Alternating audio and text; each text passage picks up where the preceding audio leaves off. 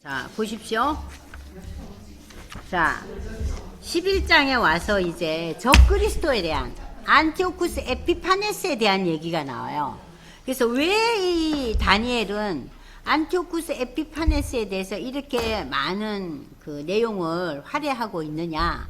왜냐하면은 안티오쿠스 에피파네스는 그 시대의 적그리스도로 나타났지만 앞으로 역사의 종말, 구원이 완성될 예수님이 재림 직전에 안티오쿠스 에피파네스와 같은 적그리스도의 그 세력들이 완강하고 큰 힘으로 이 지구상을 흔들 거라는 거예요. 그래서 이 안티오쿠스 에피파네스에 대한 얘기를 하는데, 여러분 이제 집에 가서 읽어보시면 알겠지만 이 안티오쿠스 에피파네스는 그러나 죽을 때 너무나 비참하게 죽어요. 자, 그래서 이 비참한 죽음은 결국 뭐를 얘기하느냐? 예수님이 재림하실 때 모든 적그리스도와 예수를 부인하고 신앙의 세계에 대해서 절연한 모든 불신자들이 겪을 그 엄청난 고난과 고통을 미리 이야기하고 있는 거예요. 이거 봤지? 그러니까 니네들 어떻게 살아야 되겠어? 하나님의 자녀로 살아야 되지 않겠냐, 그거예요. 그 11장이 그래서 나온 얘기예요. 그러니까 여러분들이 11장을 읽을 때 이 안티오쿠스 에피파네스에 대한 그 묘사가 나옵니다. 지 맘대로 해요. 지 좋은 대로 해요. 지가 신이라 그래요. 그리고 전 세계를 지가 주무르려 그래요. 그리고 이 그 적그리스도의 특별한 특징 중에 하나는 사특한 관계, 그러니까 트릭을 쓴다는 거예요. 그리고 성도들을 대적하고. 그러나 결국 이 적그리스도의 결국은 13번에 나오죠. 시온산, 그러니까는 하나님의 나라가 임하는 천국이 이제 이 땅에 이루어지고 우리 모든 성도들이 하나님과 함께 천국에 올라가기 직전에 그리스도에게 멸망당한다는 거. 멸망당하는 거예요. 그러니까 우리가 아무리 적그리스도의 영이 우리를 흔들고 적그리스도의 세력이 영적인 존재로만 임하지 않고 구체적인 눈에 보이고 손에 잡히는 능력으로, 세력으로 저들이 우리를 흔들어요. 그렇기 때문에 힘든 거죠. 자, 그래서 제가 이제 11장에 나타난 왕들에 대한 설명을 했어요. 왜냐하면 여러분이 이 11장을 이해하기 쉽게 하려고. 그리고 이제 12장에 가서 11장은 적그리스도에 대한 얘기라면 12장에 와서 이제 다니엘서의 결론이 나옵니다. 자, 마지막 때 종말에 대한 얘기예요. 자, 다니엘은 궁금해해요. 야, 지금 페이지 몇 페이지 하냐면요. 여러분들 보십시오. 10페이지예요. 와. 그럼 종말이 언제입니까? 하고 다니엘도 궁금해하니까 네가 알 거 없다는 거 아니에요. 그럴 때 다니엘이 태도가 참 긍정적이죠. 그냥 순응해요. 전 그런 거 볼 때 참 부러워요. 그죠? 어떻게 기질적으로 이럴까? 저는 왜 몰라야 되는데요? 가르쳐 주시지는 않는 이유가 뭐예요? 하고 저는 또 따졌을 것 같아요. 예, 네, 근데 이 양반 따지지 않아요. 지혜가 저희보다 수백 배 높은 자인데. 그러니까 그렇게 따지는 것도요, 지혜가 부족한 증거 아니겠어요? 그죠? 지혜가 충만한 자는 따지지 않아요. 예? 아, 내가 지혜가 부족해서 따지는구나. 그래서 종말의 그날까지 12장에서 다니엘의 결론은요, 환난날 그 마지막 때에 적그리스도가 나타나서 성도들이 겪을 그 어려움들, 그러나 최후의 심판대에 일어날 영생과 영원한 형벌을 너희들이 잘 알고 이 내용을 잘 보관하라는 거예요. 오직 예언의 말씀을 붙잡고 환난을 이겨내며 그리스도의 재림의 날에 이루어질 완전한 구원의 소망을 두고 살라는 거예요. 근데 우리가 뭐에 소망을 둬요? 내가 원하는 거, 내가 추구하는 거, 그것이 이루어지느냐 안 이루어지냐에 따라서 나의 하루가, 나의 평생이 왔다 갔다 하잖아요. 그래서 이제 다니엘의 신앙과 인격, 이 굉장한 태도거든요. 타협하지 않지만 상대방을 배려하고, 그는 겸손했고, 그는 기도를 중보기도 하잖아요. 그 나라와 민족을 위해서. 그리고 그에게는 허물이 없었어요. 그리고 그의 평생은 어때요? 하나님의 축복을 누리며 종말을 기다리면서 그는 90이 넘도록 평안한 삶을 살았어요. 그게 그 마지막이에요. 그래서 이제 그 1장 맨 마지막 절에 고레스 왕 때까지 잘 지냈다는 얘기 처음에 우리가 읽었잖아요. 자, 그리고 여러분들 두 번째 기억할 것은 다니엘의 그 환상과 느부갓네살 왕의 꿈이요. 꿈은 달라요, 환상은. 그러나 해석은 같죠? 느부갓네살은 금신상을 봐요.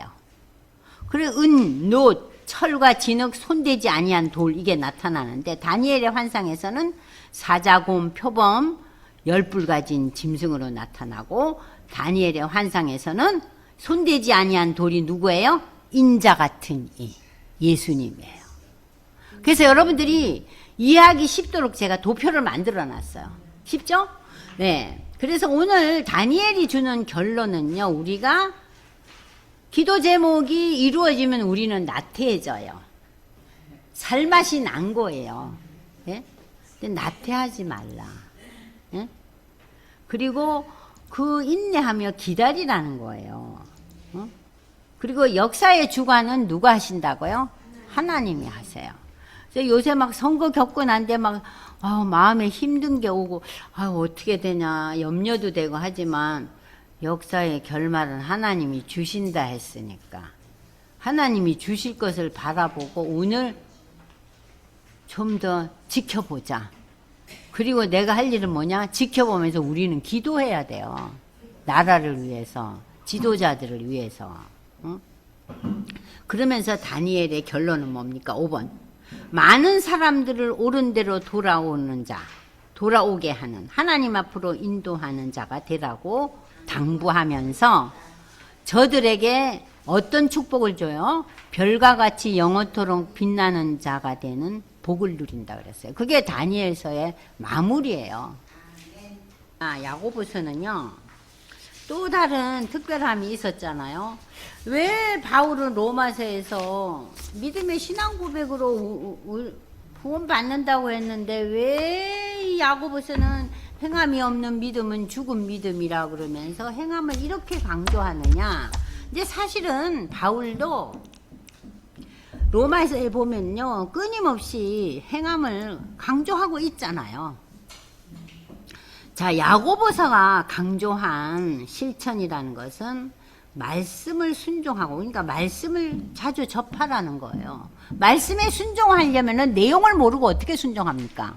그 말씀을 읽었고 듣고 공부하고 해야겠죠? 그러니까 말씀을 자주 보고 외모로 사람을 판단하지 말라는 거예요. 이거 우리가 제일 쉽게 하는 게 이거 아니에요? 그죠? 말씀도 읽으려고 노력도 하고 기도도 하려고 노력은 해요. 근데 외모로 판단하지 않는 이게 너무 어려워요. 왜냐하면 본능적으로 그러거든요. 근데 그러지 말라는 거예요. 그리고 우리가 인간관계 속에서 뭘 조심하라고? 말 조심하라고.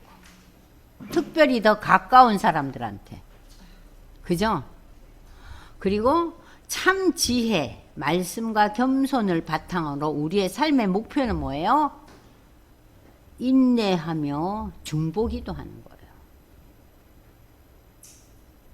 그래서 이 야고보서가 처음 이제 시작될 때 우리에게 이제 어떤 얘기가 가장 큰 의미로 다가왔냐? 시련과 시험이에요. 14페이지.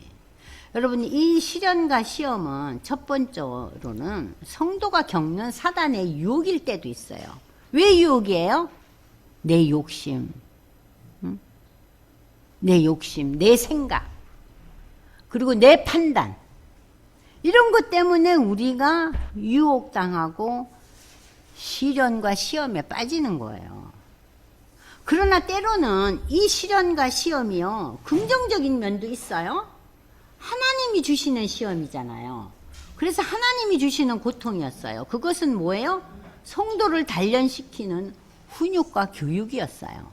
내가 그 고통과 고난의 시절이 없었으면은 하나님이 뭐 때문에 필요했겠나. 하나님보다는 세상의 여러 가지가 나를 다 채워주고 나에게 모든 것이 연결되어 있으니까 느부갓네살 왕이 나라가 잘 되니까 어떻게 돼요? 다 잊어버리고 금신상 만들잖아요. 똑같은 거예요. 그러니까는 나로 하여금 금신상 안 만들게 하려고 하나님이 단련시키네. 하나님이 훈육시키시네. 자, 네 번째. 때로는요, 우리 성도들이 하나님을 시험하는 경우가 있어요. 하나님, 이거 들어주시면 제가 잘 믿고요. 이거 안 들어주시면 저는 뭐, 하나님의 실존에 대해서 마음이 갈 것 같네요. 그러면서 하나님을 들었다 놨다 하는 거예요. 순식간에, 순간적으로. 그러나 믿음의 성도들은 이것은 뭐라고요? 이게 악한 거래요. 악한 거. 이게 악한 거래요. 우리 순간적으로 그런 생각 들잖아요. 이걸 들어주시면 내가 더 믿음이 좋아질 것 같은데 안 들어주시고 딴청만 부리고 계시네. 괜찮아요? 그게 다 뭐예요? 내 생각과 내 의도와 내 계획에 사로잡혀 있다는 거예요. 하나님은 우리에게 감당할 수 있는 시험을 주시고 그 감당할 시험을 주시면서 결국은 우리로 하여금 단련시켜서 하나님의 닮은 자가 되어가게 한다는 거예요. 그래서 바울은 그러잖아요. 너희가 저 잘 알아가기를 원하고 너희가 정말 두렵고 떨림으로 너희의 구원을 이루어가라는 게 바로 그거예요. 우리가 두렵고 떨리는 마음이 없으면요, 우리의 신앙이 자랄 수가 없어요. 근데 두렵고 떨림이 어디에서 와요? 고난과 역경 속에서 오잖아요. 인간은 잘 되고 만사 형통되면요, 다 자기를 따라가요. 그래서 어려움이 있는 것도 하나님의 또 다른 축복의 영역이구나. 또 다른 축복의 영역이구나. 그래서 우리가 야고보서 배울 때 네가 욥의 인내를 아느냐 그랬잖아요. 욥이 어떻게 됩니까? 재산을 다 잃죠. 처음에 자식을 다 잃죠. 그러고 난 뒤에 자기 아내는 남편을 저주해요. 뭐 이거는 세상에 붙일 데가 없는 건데 이 욥이 어때요? 하나님을 부인하지 않고 하나님을 원망하지 않고 주신 자도 취하신 자도 하나님이니까 나는 하나님을 찬양해야 되는 게 내 자세다 그거예요. 그러니까 우리가 다니엘, 욥 이런 사람들을 보면은 참 믿음의 걸물들이 있는 거예요. 믿음의 걸물들. 성경을 통해서. 그러니까 우리가 성경을 읽어야겠죠. 그래서 이제 우리가 1장 쭉 읽어보시면서 이제 시간이 많이 됐으므로 제가 이제 쭉 넘어가면 여러분들이 이걸 집에 가셔서 한번 쭉 읽어보세요. 그러면은 이 2장에서 행함이 없는 게 그 믿음은 죽은 것이라고 얘기를 해요. 그게 믿음이냐? 아니다는 거죠. 어떻게 믿는 자가 행함이 없느냐? 그건 죽은 믿음이라고 야고보는 완강하게 표현을 하고 있어요. 그런데 여러분들이 아시다시피 바울도 로마서 2장 13절을 한번 읽어보세요. 하나님 앞에서는 율법을 듣는 자가 어떤 거예요? 의인이 아니요. 율법을 그냥 듣고 네 알았어요. 인정하고 승인하는 자가 아니요. 율법을 행하는 자라 그랬어요. 율법이 뭐예요? 우리의 삶의 지침이잖아요. 그래서 이 제 강의의 마지막 결론이 뭐냐면은요. 맨 마지막 페이지 와보세요. 맨 마지막 페이지 보시면은요. 자, 바울도 지금 하나님 앞에서는 율법을 듣는 자가 의인이 아니요 율법을 행하는 자라고 그랬어요. 그러면서 이 맨 마지막 페이지에 무슨 얘기가 나옵니까? 믿음의 결론에 대해서 여러분들이 맨 마지막 페이지 펴보세요. 믿음의 결론. 예수님이 뭐라 그러세요? 내가 율법과 선지자들의 그 고난과 고통의 삶들, 그걸 다 없애려고 온 게 아니다.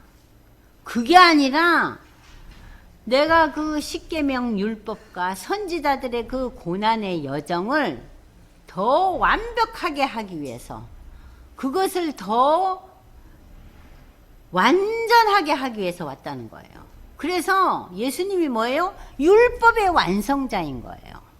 그건 뭐예요? 우리가 예수를 믿음으로 해서 율법을 지켜나가기 위해서 발버둥 치라는 소리예요. 이해되셨어요? 그죠? 그리고 바울은 로마서에서 그래서 우리가 믿음 때문에 율법을 파기하겠느냐? 율법 필요 없어. 그게 아니지. 우리의 믿음을 통한 행함으로 우리 믿는 자들은 하나님의 주신 율법을 더 완벽하게 굳게 세워나가는 자다 이거예요. 그러니까 여러분들 믿음의 신앙 고백이 있는 자는 어때야 되겠어요? 행함은 마땅한 거예요. 그래서 그 행함을 통해서 우리가 하나님 사랑과 이웃 사랑으로 대변되는 십계명. 십계명은 1계명에서 4계명은 하나님 사랑이죠. 5계명에서 10계명까지는 이웃 사랑이잖아요. 그 십계명 율법을 우리가 믿음을 바탕으로 해서 성령의 인도하심을 따라서 그 계명을 지켜나가는 거예요.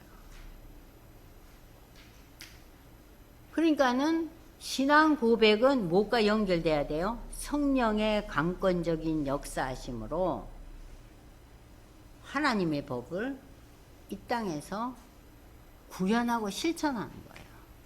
그게 야고보서예요.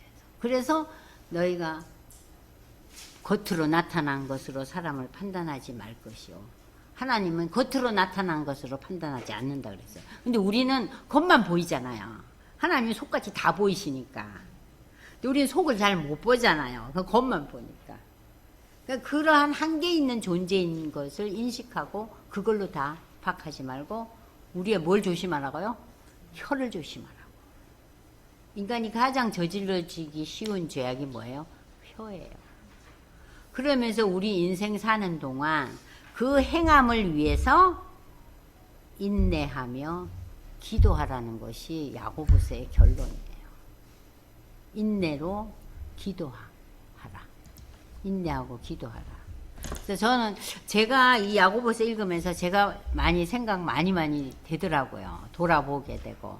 그러면서 이제 마지막으로 여러분들한테 이제 얘기 드리고 싶은 것이 이 많은 분들이 신앙생활을 오래 했어도 구원이 뭔가에 대해서 아주 한마디로 표현을 못하는 거예요. 구원은 쉽게 표현하면 요한복음 3장 16절이에요. 근데 그 요한복음 3장 16절에 대한 그 영원한 생명, 하나님이 우리를 사랑해서 주신 그 선물이 예수잖아요.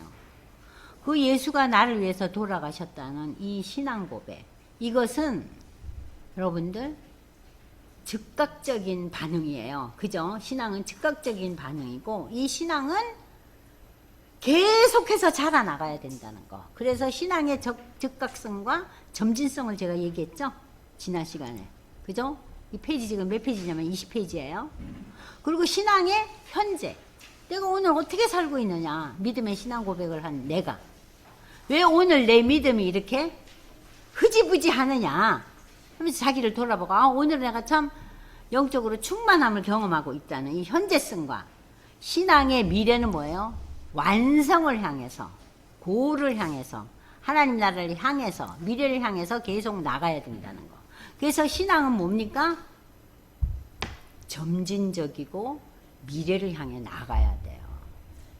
그래서 우리가 그 신앙이 처음 받아들이고 나는데 우리가 신앙이 점점 성숙해지고 성장되어 가야 된다는 거예요.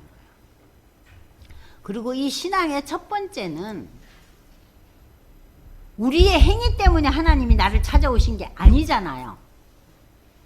하나님이 나를 부르신 거예요. 내 행위 때문에 부르셨어요? 아니에요.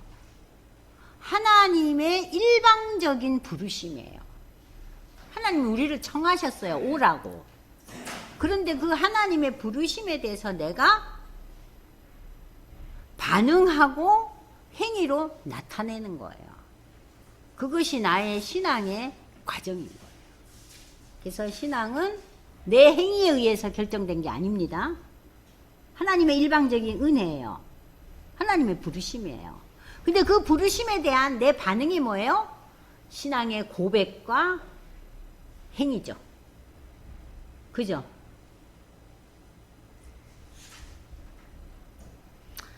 그래서 이제 오늘 제가 이제 여러분들한테 여러 가지 이제 그 마지막 이 마무리 프린트를 하면서 여러분들이 방학 동안에 그 야고보서하고 다니엘서를 다 하나하나 읽어도 좋지만 그렇게 못 읽고 뭐 좀 한 번씩 이렇게 좀 집중적으로 공부하고 싶다 할 때 오늘 나눠주신 거 이걸 가지고 다니엘서와 야고보서를 읽으시면서 그 이제 보면서 조금 아직도 내가 잘 모르겠네 하면은 지난번에 나눠준 프린트를 상세하게 보면서 참고하시면서 이 다니엘서와 야고보서를 잘 정리하시기 바랍니다.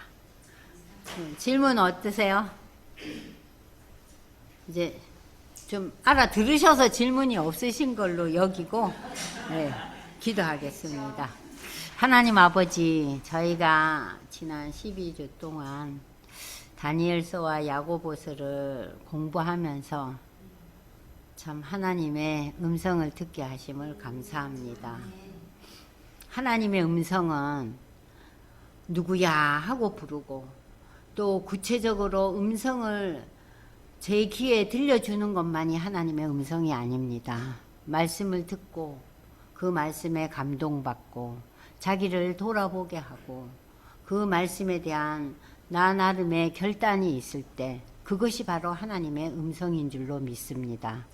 하나님 아버지, 이 들은 말씀 기억하게 하시고 우리의 삶 구석구석에 귀한 결실이 맺어져서 예수님 재림할 때 우리 모두가 하나님의 인정받고 칭찬받는 아름다운 면류관 받는 우리 모두에게 하나님 축복해 주시옵소서. 지난 12주 동안 공부하느라고 애쓴 우리 모든 믿음의 식구들에게 하나님 이 무더운 여름방학 동안 강건하게 붙들어 주시고 이 무더위 속에서도 신앙의 그 열심을 잃지 않도록 하나님 도와주시며 서늘한 가을에 또다시 하나님의 말씀을 서로 깊이 나누는 좋은 기회를 우리 하나님 허락하여 주시옵소서. 예수님의 이름으로 감사기도 드리옵나이다. 아멘. 수고하셨습니다.